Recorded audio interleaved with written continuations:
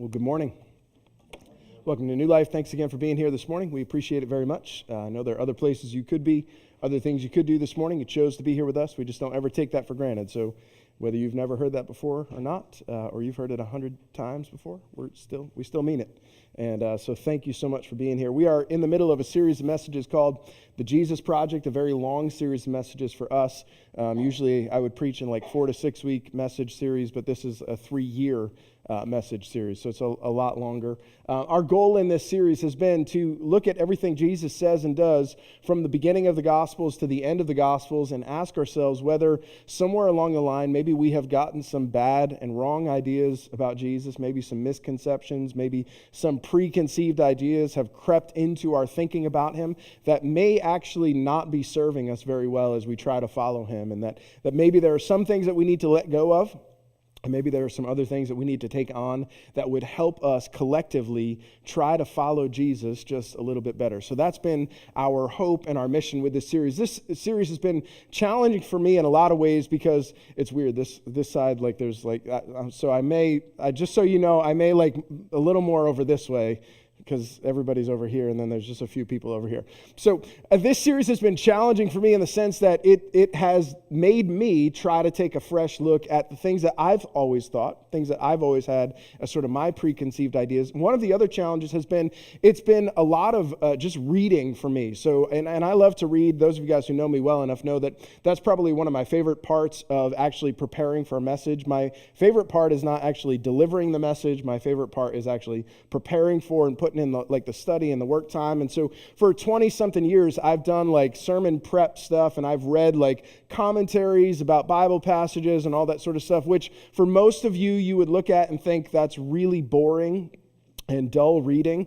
And sometimes, I have to be honest, it really is just kind of boring and dull reading. Sometimes it's just a lot of content and a lot of material to go through. One of my goals that I made for myself as I started this series was there was a series of books that I had started to read and had never finished. And it's called Christian Origins and the Question of God. Everybody, I know you all want a recommendation. I can provide it for you afterwards. It is it's 4-volume series that is currently, there's supposed to be a 5th volume that the guy hasn't written yet. It's roughly 3,500 pages of reading, and it's not like summer novel at the beach reading. It's like dense, thick reading. And so I made it a goal for myself last year, 2023, that I was going to complete this series as far as it had been written. I must confess, I did not complete the series. I got 3/4 of the way through it, and I'm still like trying to slog through the fourth set of these books. But here's what I found, right? That I like to read. I like to highlight, I like to engage with what I'm reading. Sometimes I find that, and I don't know if this ever happens to you, but when you're reading something that's not easy to read, does anyone else ever get a little sleepy? Just get like a little, like something happens to you? Sometimes that happens to you when you read your Bible. We can all admit that, yes? Every once in a while, like you get a little sleepy, you start reading, and everything, like it just gets like you just start feeling. And especially if it's like a warm, afternoon, and that's when I tend to read, and I tend to like my eyes start to like glaze over just a little bit. And I find, especially with something like that, if I'm trying to read it and get something out of it, I have to go back and reread. Some of you never do that. You're like, I'll just pick up wherever I left off. But for me, I want to go back. I want to reread. I want to re-engage. I want to kind of make sure that I'm understanding everything that's being said there. And so because this is worthwhile to me, I'm willing to put in the extra time. I'm willing to like really slow down and intentionally pay attention to everything that I'm reading, pay attention to the ideas that are on the page, because I feel like it's going to help me understand Jesus a little bit better, and it's going to help me do my job up here a little bit better. And so because I feel like it's worth the investment of my time and the investment of my energy, I'm willing to slog through all of that stuff, read and sometimes reread, and then go back and reread again until I try to get it into my brain what the author is trying to communicate. And what we recognize, right, is that some things are worth reading twice or sometimes more. Some things are worth going back to. You've had instances and moments in your life, if you were trying to learn a new skill, you're trying to acquire new sets of information, you're trying to kind of figure something out, you will go back and you'll read, and then you might reread it, and you might read it again and again and again. You might find a good, great book that you love, and you might read it once, and then you reread it, and the second time, everybody has had this experience, right? When you reread something, you see it differently. You see something that you missed the first time. You rewatch a television series, you rewatch a film. All of a sudden you're like, oh, I didn't notice that the first time around. Some things are worth reading twice, and maybe some things are worth looking at twice or more than twice so that we can get what is trying to be communicated in that message, in that story to us. Here's how I read the Gospels. I've read them more than twice, and I still am finding things that I've never seen and I've never talked about before. I've never understood. I've never grasped before. And there's a part of me that as a pastor, 25 years in, feels like, man, like you should have gotten all of this stuff, like you should have figured all of this stuff out. But the good news is that when you read the Gospels, what you find is that even the disciples, these saints that we sort of put up on a pedestal, they didn't get things the first time.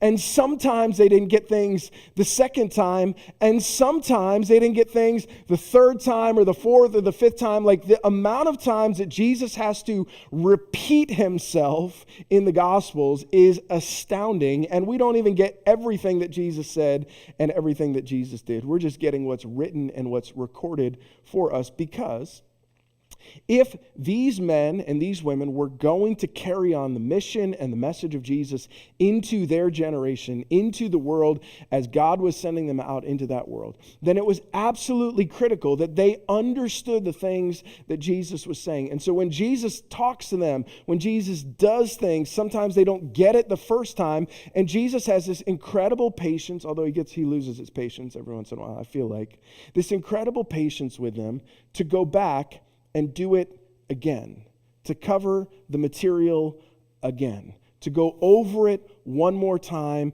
because it's worth reading and rereading and reading again until you finally get it. This morning, we're going to read a story from two places. We're going to read in Mark and in Matthew. We're going to read in both of these Gospels. They both have this same story, this same account, but there's a couple different things that we're going to bring out from two different passages this morning. We're going to start in Mark chapter 8, and this is going to feel really familiar to you if you were here just about a month ago. If you were here a month ago when we talked about the feeding of the 5,000 out in the wilderness, this story is going to sound incredibly familiar. In fact, it's going to sound so familiar that you're going to wonder if I'm preaching it twice. So here's how it goes. In those days, when again a great crowd had gathered and they had nothing to eat, he called his disciples to him and said to them, I have compassion on the crowd, because they have been with me now for 3 days and they have nothing to eat. And if I send them away hungry to their homes, they will faint on the way. And some of them have come from far away. And his disciples answered him, how can one feed these people with bread in this desolate place? And he asked them, how many loaves do you have? And they said, 7. If you were here a month ago, does any of this sound familiar?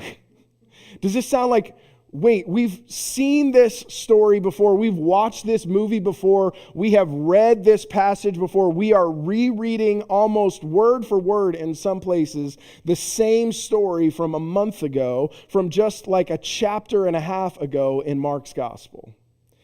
I have compassion on this crowd that's come out here to follow me, to hear my teaching.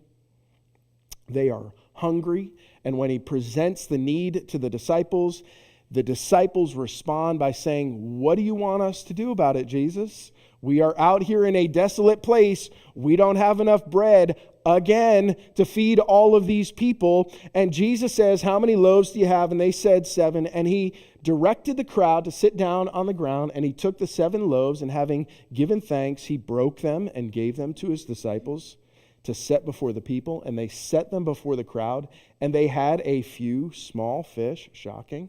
And having blessed them, he said that these should also be set before them.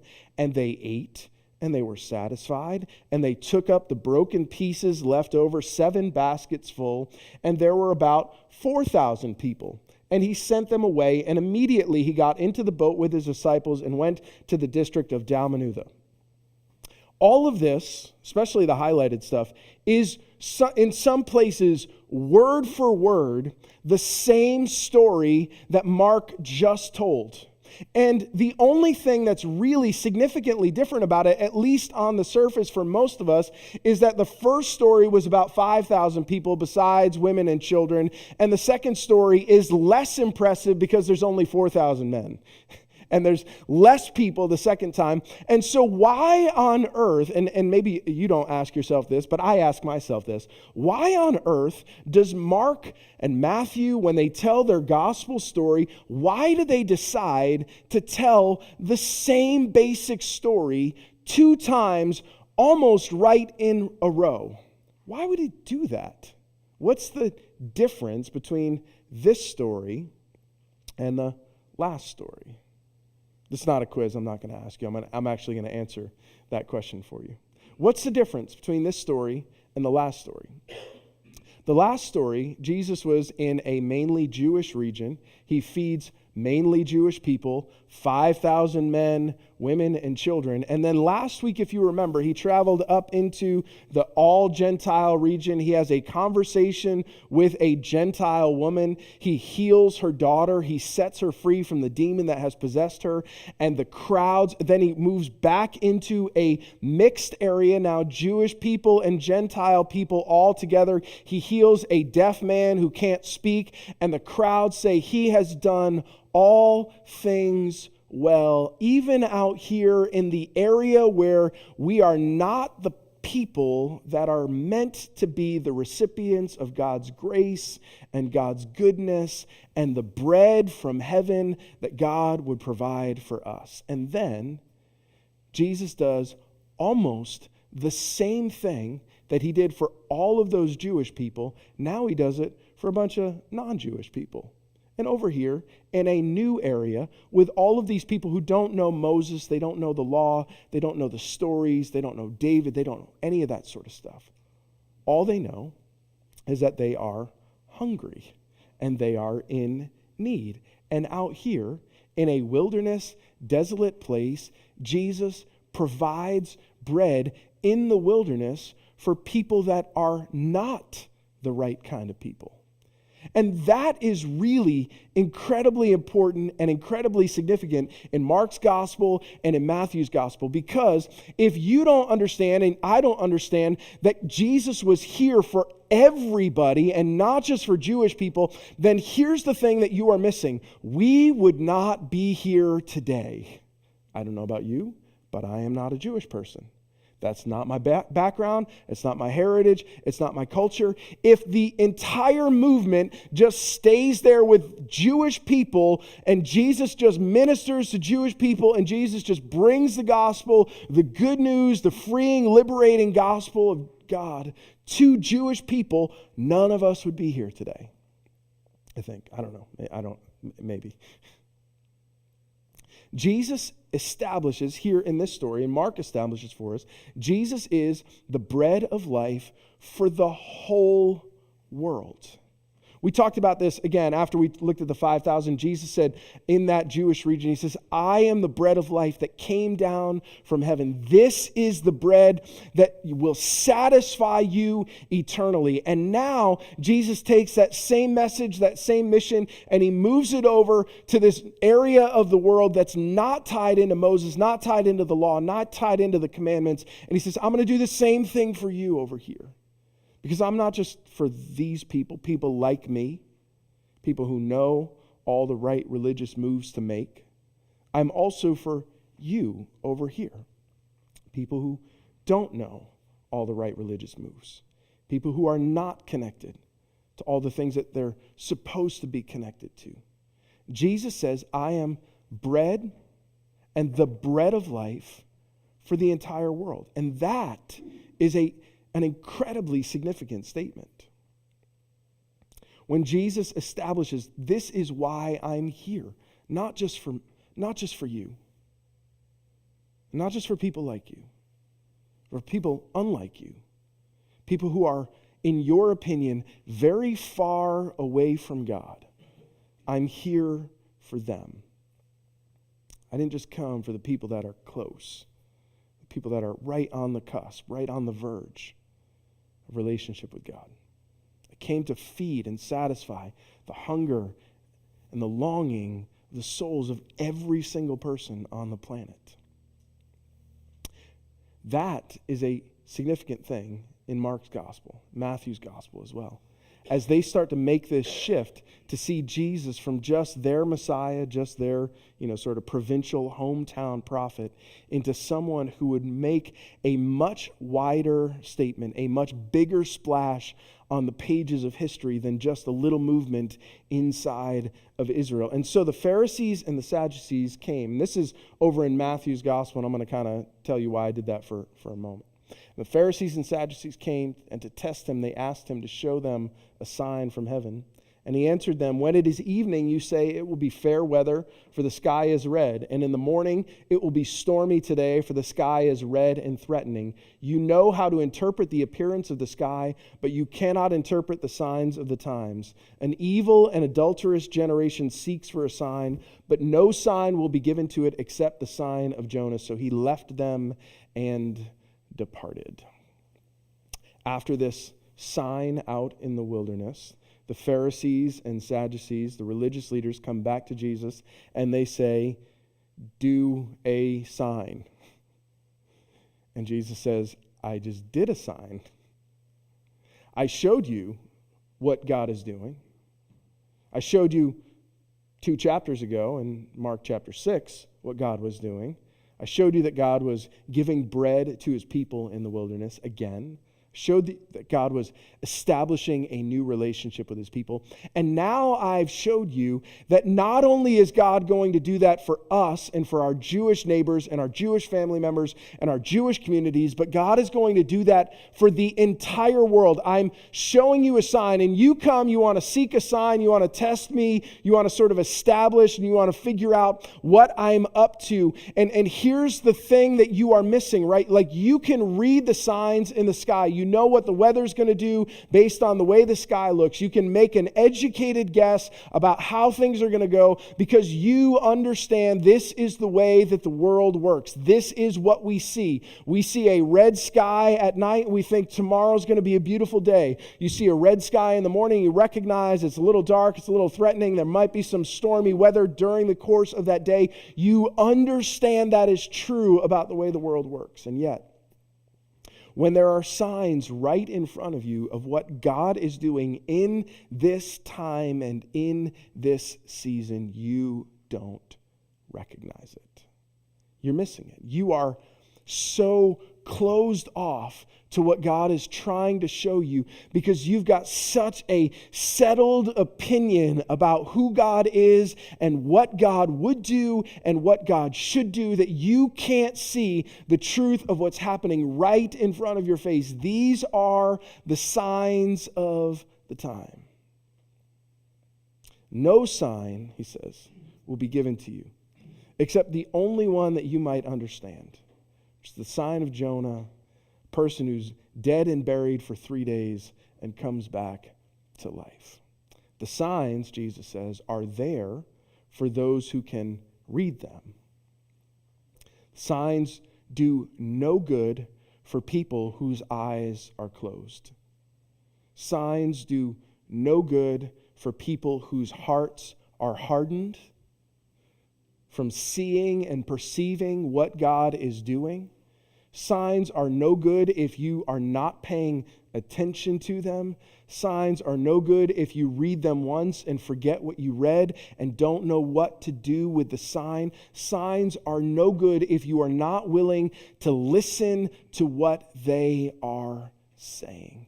And sometimes the signs, at least in Jesus' moment, sometimes the signs were a little confusing. You've got to give these guys some credit, right? Like, they don't always get it the first time. We don't always get it the first time. I read these stories and I'm like, I don't know, Jesus. I feel like you're being a little hard on these guys because I don't really understand.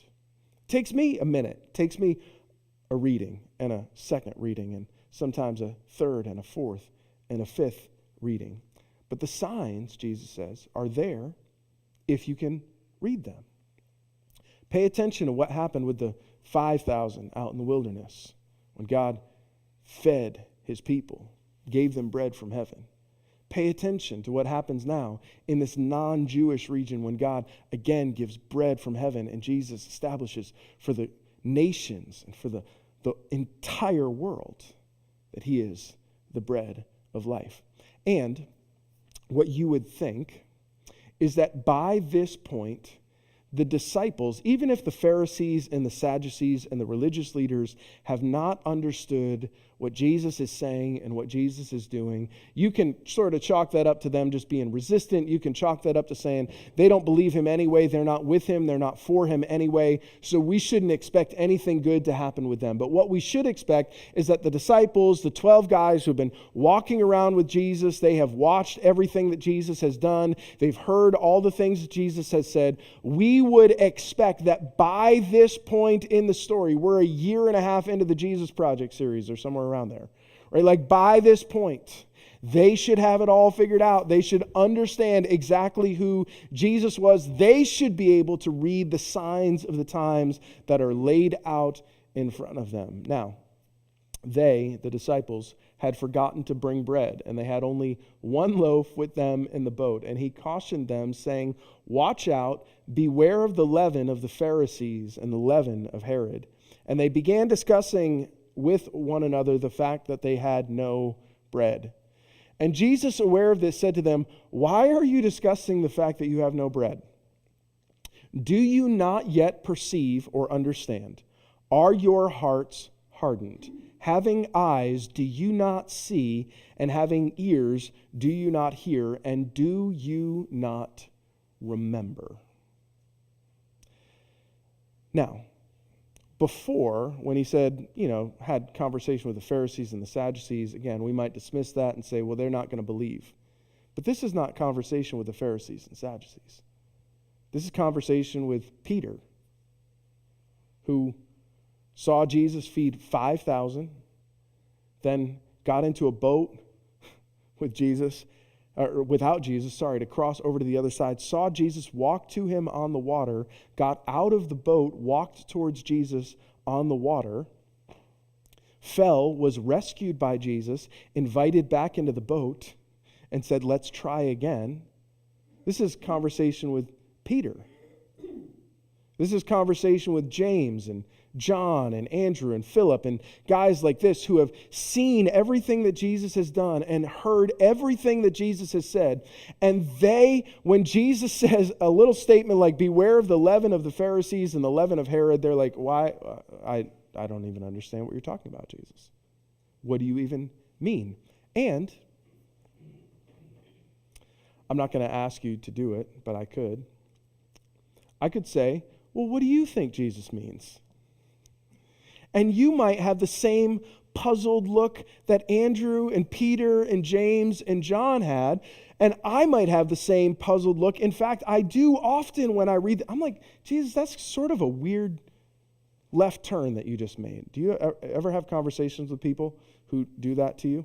Where you're like, here we go, and then all of a sudden there's a left turn, and you don't know how the left turn happened, and you don't know where it came from, and it takes you a minute to just catch up to where. Does that ever happen to anyone, or am I the only one? I feel like that's what Jesus does to these guys. They're like, "We're talking about bread, Jesus. All we can think about is we are hungry, and we don't have enough bread to take care of ourselves." And Jesus says, "Beware of the leaven of the Pharisees and the Sadducees, and beware of the leaven of Herod." And they're like, "Okay. So Jesus, we don't have any bread."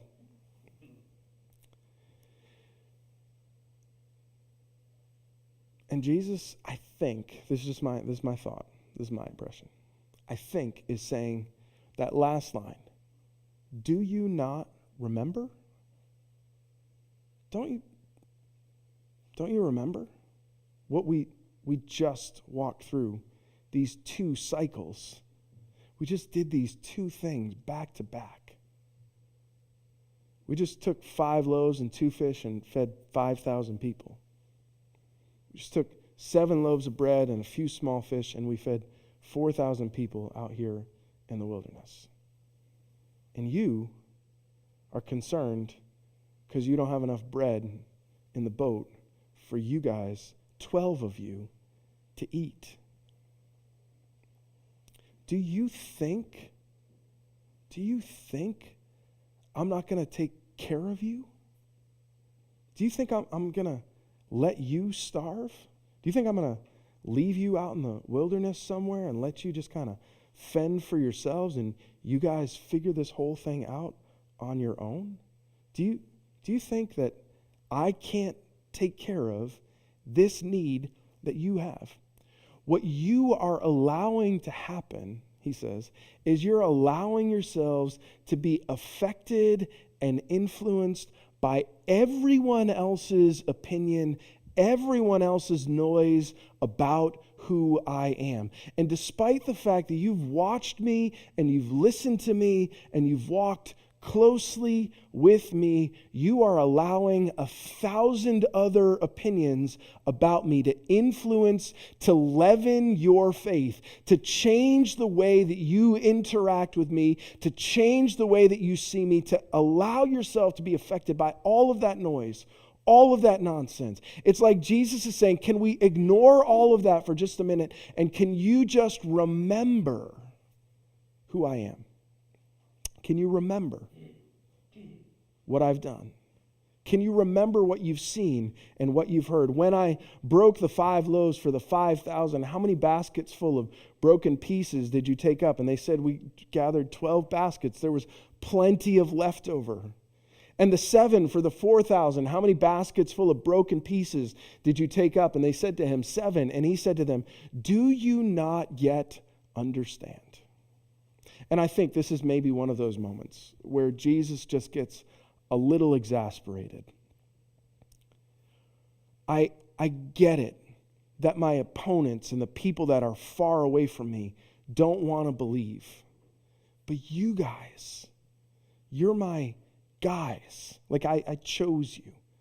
Peter, remember, we're by the sea and I called you and said, come and follow me and I'll make you fishers of men. And James and John, do you remember when you left your dad's fishing business and you came and followed me? Matthew, do you remember where you were in the tax collector's booth and I walked by and I told you that you could come, even you could come, and you could follow me? And Philip and Nathaniel, do you guys remember like where you were and who you were and where you are now? And how is it that even after all this time, you still don't quite get it? Do you not yet understand? And I think that sometimes we may find ourselves in a position very similar to what those disciples found themselves in, sitting there with Jesus, gathered around, talking about what we don't have and what we can't see and what we're missing and how all of those things are so distracting and so confusing and so cloudy to us seeing the signs that are right in front of us.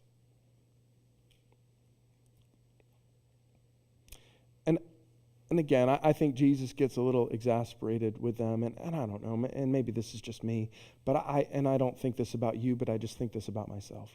I think sometimes Jesus is like, Keith, like, really? You still don't get it? Do you still not quite understand that you can trust me with everything? Do you still not quite understand? After all that you've seen and all that you've heard and all that you've experienced, do you not yet get it?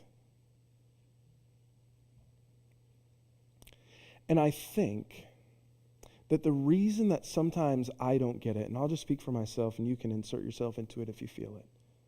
The reason I don't get it sometimes is because I let everyone else's opinion and assumptions and preconceptions about who Jesus is and what he would do and what he should do get in the way of me just seeing him for who he is.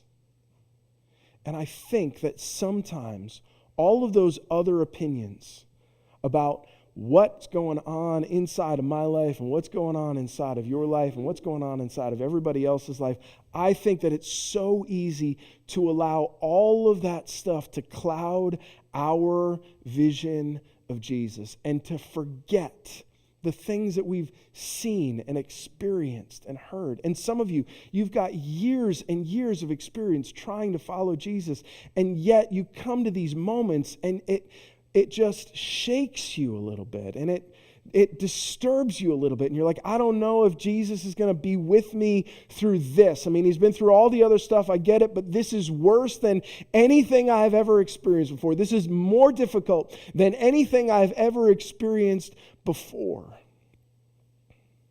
And I think Jesus, in his way, would say, do you not remember? Don't you remember that I was with you through that? And if I was with you through that, then why would I leave you now? Like if I could walk with you through that, then why would I abandon you here? And so I think the question for us this morning is maybe to ask ourselves this: what is clouding your vision of Jesus? Who else's opinion about him and about you is making your perception of Jesus a little shaky, a little cloudy? What baggage are you carrying with you in your current life and in your current story that was given to you maybe by someone else somewhere along the line, that as you drag it along with you, you look back and you're like, dang, why don't I have this still? Like, why am I still carrying around this assumption about Jesus? Why am I still carrying around this picture of Jesus? Why am I still allowing that person's opinion of Jesus or their opinion of me in relationship with Jesus to shape my view of who Jesus is? Why wouldn't I just let that go? Why wouldn't I open my eyes and see what's right in front of me? Why wouldn't I open my ears and hear him for who he is? Say for who he is, what he is, and what I am in relationship with him. Why would I keep letting my heart get hardened to really trusting and believing when I've seen so much evidence in my life that if I would just trust and believe, that he would care for me? What's clouding your vision of Jesus? And maybe this morning, we could let some of that go. And maybe we could say, you know what? I don't need to carry that with me anymore. And maybe we would find that if we let it go and we choose not to carry it any longer, that we might just remember who he is. And when we remember who he is, we might find faith, confidence, and trust that we did not know we had for the moment that we are in today. Would you pray with me this morning? Jesus, we just recognize today that there are a lot of things that get in our way of seeing you for who you are as clearly as we can. And sometimes we're just thick-headed, to be honest. We're stubborn, and we just are hard-hearted sometimes. And there's a lot of stuff that we gathered for ourselves, and there's a lot of stuff that was given to us about you that has clouded our vision of who you are. I pray today that by your grace, you would open our eyes and our ears and our hearts. I pray that we would see you and hear you and sense you for who you are, and that we would find trust for this moment. Even if it's the most difficult moment we have found ourselves in yet, that we would find trust for you in it. And that we would remember that here you are with us, and here you are for us. It's in your name that we pray. Amen.